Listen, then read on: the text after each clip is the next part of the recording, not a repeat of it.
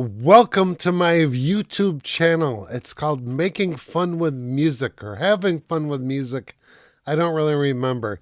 But the idea is I have some fun with music and I make a video out of how I had fun with music so I can share it with the world and then nobody watches it. But anyway, welcome to my channel. And today we're taking a look at the Behringer, I'm reading the picture just like you are, P16-HQ powered mixer thingy that they make, and it's the new replacement for the old one on the left, the P16M. Do you know that they sold over 1 million units of the original P16M? Is that like insane or what? Like 1 million. And then they advertise it. So I guess they figure they can update it, and then everyone will want to update it, and they'll sell 1 million more. So I thought I'd try to see if I could find out what the differences are in some kind of scientific way and some objective way or subjective way, and share it with you who might be interested as well. So the new unit is supposed to have better headphone amplifier and better converters, better signal to noise, blah, blah, blah, blah, blah. Looking at the specs between the old one and the new one, you can't really tell because the specs are all written differently. So anyway, I tried a few headphones. I tried, let's see, these guys, Sennheiser HD650s. Like these a lot. They're open back. And I tried it with these Bose Quiet Comforts that I'm wearing right now. And I tried them both with these Behringer DT770s. These are pretty high impedance. Some lower impedance ones like the Sennheiser HD280. I think those are around 30 whatever ohms, however they measure it. The other expensive Sennheisers are around 250, I think. I also tried some AKG 240Ms. And being straight up that honest, I couldn't tell the difference. I didn't really blast it super loud, but just plugging either headphone into either one, listen to some music, I really couldn't tell the difference. So there's that. That's kind of a bummer. Next thing I could talk about is I tried to see if I could record a difference, have it make some sense. So what I did here, and bear with me a little, because this screen will make no sense unless you're on a 4K 60-inch TV, but here we go. So we got in Cubase here, we have a test generator generating a 1K minus 18 dB sine wave. And then that is routed to, using RME Fireface, this analog 1-2 output, which is feeding ADAT output 1516 to the Behringer, oh my God, what's it called? P16i. I'll put a picture up there. And it's going out of there and it's going into these two units. Maybe I'll explain later how I actually use the monitoring system, but this is probably just to keep it simple. So we got a little sine wave here that will generate. You'll see it here. We're going to listen to that awful sine wave sound. And then this input here, WA4121 and WA4123, they're really just analog 1 and 2. Would help if I was on the right window. And so the one on the left, analog 1-2, is recording the P16M, and the one on the right is recording the new HQ unit. And then I got some scenes set up for it, but just to start the test generator here, which I lost. There it is. And here we go. Here's that awful sound. Okay, so I calibrated. Well, that's funny. Oh, I see why. Time out here. When I was running the music, I set this channel volume down to -4 because the music was triggering the limiter in both of the headphone units. I'll talk about that in a second if I remember. But basically to try to calibrate this whole thing, so we're listening to the same volume, ran the sine wave through it, and you should see -18 up here. That's the software out of Cubase. -18 on the ADAT output. And you'll see the channels lit up in these two headphone units. And then you'll see those coming back into P16M, analog 1 and 2, and the new unit into 3 and 4. Those are also reading about -18. It's about as close as I get here. The old one, I'm off by a tenth of a dB. It could be just a connection of a cable that's throwing it off a little. So no worries there. And that god-awful sine wave can go away. Then I'm going to put this back to -4. And I'll show you why. So basically to get it so it was reading correctly on the inputs, I had to mess around with the main volume, the channel volume, and the actual output volume. There's 3 snapshots set up here. Tried to find something that was full range, so I just took some drum take that we had done, and when it's showing the output on analog 1, 2, that is straight out of Cubase, and you'll see this drum channel. When it's on snapshot 1 or 2, you'll see it say mix 2 here, P16M. And then when I hit snapshot 3, we're listening to analog 3 and 4, which is the new unit. So keep your eye on the left. Remember, mix 1 is source. Mix 2 is the old headphone unit. Mix 3 is the new headphone unit. And we're just trying to see if we can hear a difference here. Or that's the idea anyway.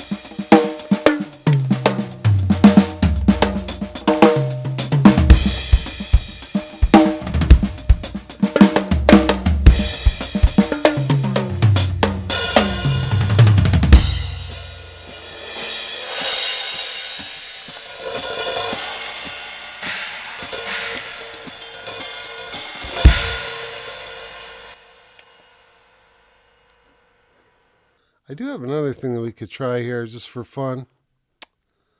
And solo music and left locator. Okay, watch what happens when I pull up the fader. So I'm at -4 here. We'll redo the peak. Let's play it.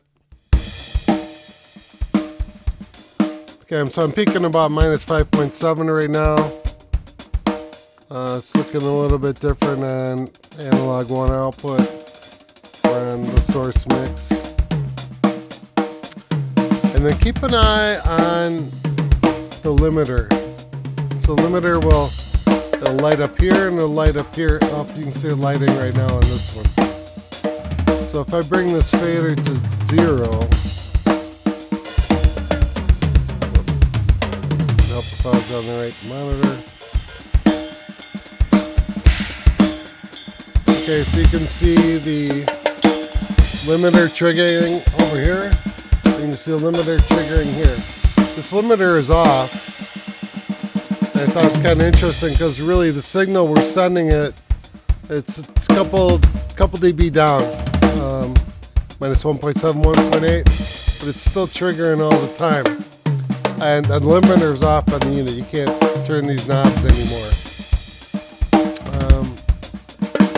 Record this again, but I'm gonna let you hear what that sounds like.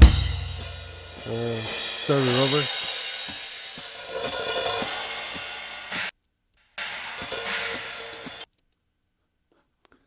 Get to the beginning.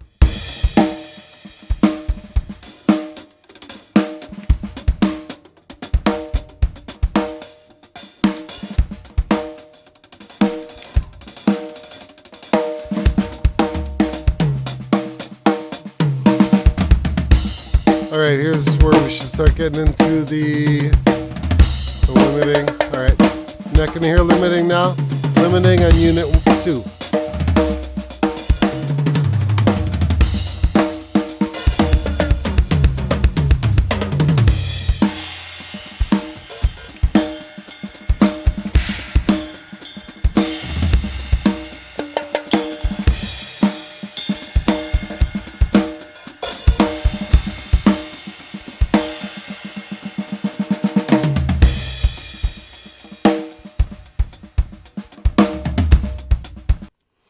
All right, I'm going to try something real quick.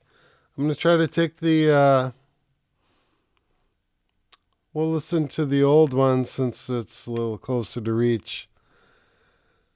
And I'm just going to reduce the volume and try to get it to where the, I'm going to try to reduce the output volume and try to get it to where it's not clipping. Because it's got to be, I think it's clipping at the actual output level of the unit and not the input level being sent in, which is say minus 1.5 dB peak or whatever it is. But let's see if I can get the first Behringer unit to stop clipping. Here we go.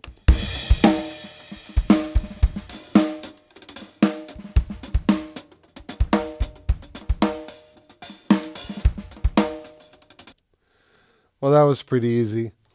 So it's not the input level coming into the unit, which is flipping it out. There's no EQ on either of these things. But for this unit to generate where we had the minus 18 dB calibration level, and then peaking a little bit below, say about minus 2 dB, we're clicking off the limiter all the time. And I guess just for kicks, if we want to, we can see. Let's see where I need to turn it down to clip to.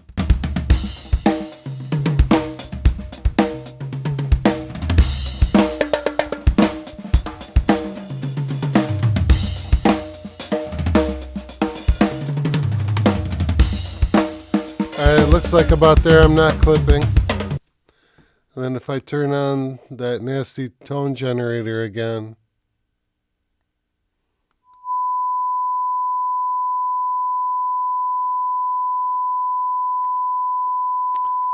so we're reading about minus 21.6, minus 21.7 compared to our original minus 18 dB. So, yeek.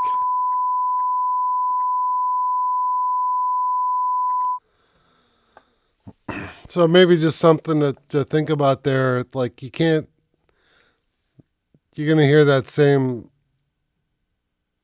level of limiting on the headphones as you do the line out. So that's pretty much an A to B. But the line outs will clip it they're not going to have a ton of output level before they limit. So it comes down to how loud is the unit with your headphones, how efficient are you with your headphones, I typically they typically work okay, but you always wish that there was a little more headroom and maybe a little less noise. So maybe when you're really reaching that boundary in a live setting, it would be helpful. Um, I'm going to pause this and talk a little about how I use the whole setup here. But thank you for watching. So this is a more full-fledged view of what the mixer looks like in the studio here. And this is for this RME Fireface, and using Total Mix is really meant to, allow live performance and recording in the room in a way that doesn't hurt our old ears or whatever. So the premise is, if I'm looking at the units themselves, so basically I'll sub out to a drum group, a guitar group, a key group, so these are all in pairs, a Vox group, a bass channel, the effects like the built-in reverb on the Total Mix will come in here, and right now I just have this pair for stereo audio out of the computer. These three open ones are kind of the more me channels. So that's so it makes it easy to, you're not sending kick, snare, toms, overheads, and everybody's got a futz and mix with that. It's like, no, they just get a drum mix and one knob to select the drum. If you're not familiar with that, you would just hit drum and adjust the level, guitar, etc., and adjust the level. All right, so let's go back to the other screen. So for instance, if I look at the names, I'm looking at the wrong screen again. The actual output names I'm looking at, there's an AES output which goes to a Lexicon PCM90, kind of color coded, returns back here on AES. But A.1, 2, 3, 4, 15, 16, 17, 8, etc., 13, 14, 15, 16. If I take the names away, so I say here's my drums group, and then you can see these are the input channels on the device. Some of them anyway. These are the software output channels that I'm showing from, from the computer, and everything in the bottom row is the output channels. So when you click an output channel, you control the submix. There's another way to do this too, but it's more complicated to me.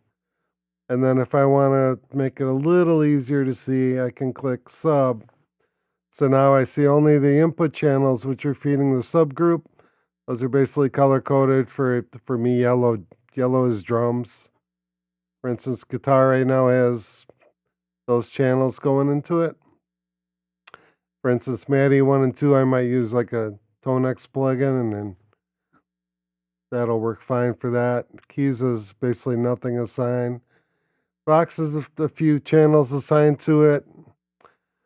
And then, as a for instance, so let's say this is a basic stereo mix. And by the way, the talkback mic, which is actually number 9, I'm making this too long. All right, forget the talkback mic. But basically, let's just say, here's a generic mix for everybody to listen to vocals.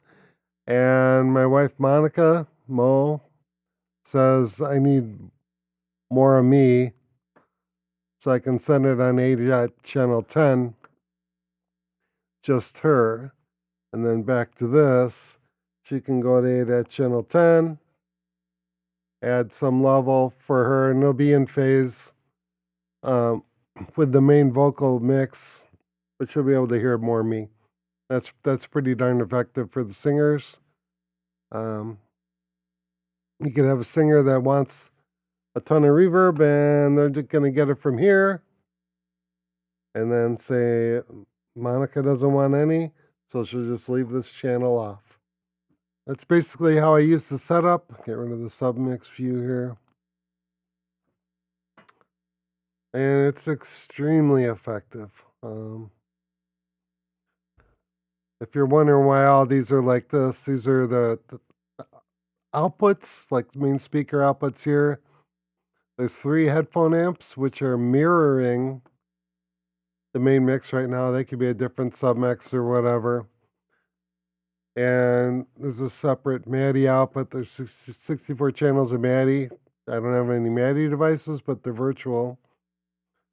So, for instance, this MADI device is mimicking the main mix, and that's the input to OBS, which I'm recording into right now via the loopback switch turned on. And that's way too much information, but this is just about the coolest mixer you could ever imagine. So, for instance, say we're looking at something to do with drums. Drums on the main mix right now have a mute group. The blue one. Oh, I'm clicking the wrong thing again. And you can assign these to buttons as well, but so on the main mix I can mute those, but that mute group doesn't exist here. Go back to that sub menu. So for instance, each channel has some, I did it again. Has some basic settings like, are the inputs stereo? Are they whatever, there's a mono one. There's EQs, low cut filter, dynamics. So you can do some compression, expansion, gating. And this auto level control is pretty cool. It just boosts up quieter sounds below a threshold a certain amount. It's kind of like compression, but not exactly. And then just as a for instance, you can manipulate all these channels to the right. Like there's the collapse, still works like normal. You can kind of hide a given channel if you don't really need to see it. You can toggle all the inputs, all the EQs, all the dynamics. Collapse them all as well. This one's showing that the EQ is in use, so like on the toms, I'm basically pulling out some 300 hertz. But anyway, that gives you a little idea how really simple this total mix is to use, and how I use it with the headphones, which I think is really works incredibly well. It's just using two pairs of ADAT out of the obviously the RME UFX-III into that ADAT P16i or the Behringer P16i. That just feeds network cables. There's like 6 right by me where that is in a rack below the desk, which is actually feeding those 2 headphone amps to my right. And there's another cable going out to the distributor, which is by the drums, and by the snake for the drums, there's a distributor unit, and then all the headphones, everything's backwards. Like there's one right there on that microphone stand, whatever. There's like 7 of them around the room. So I'll cut this up, and hopefully it's not too damn painful, but that's my general take on the headphone thingy. They maybe there's some difference. Maybe I'll notice once I get full banging out in a room live playing. But as for right now, I don't really hear a difference. Just being straight up honest. Don't really know how to measure it. I'm sure there's some differences, but anyway, they're pretty cool and pretty handy units. You know, power over Ethernet from the distributor or the other unit. Anyway, I hope you enjoyed the video. Verdict is, I don't know, it looks a little cooler.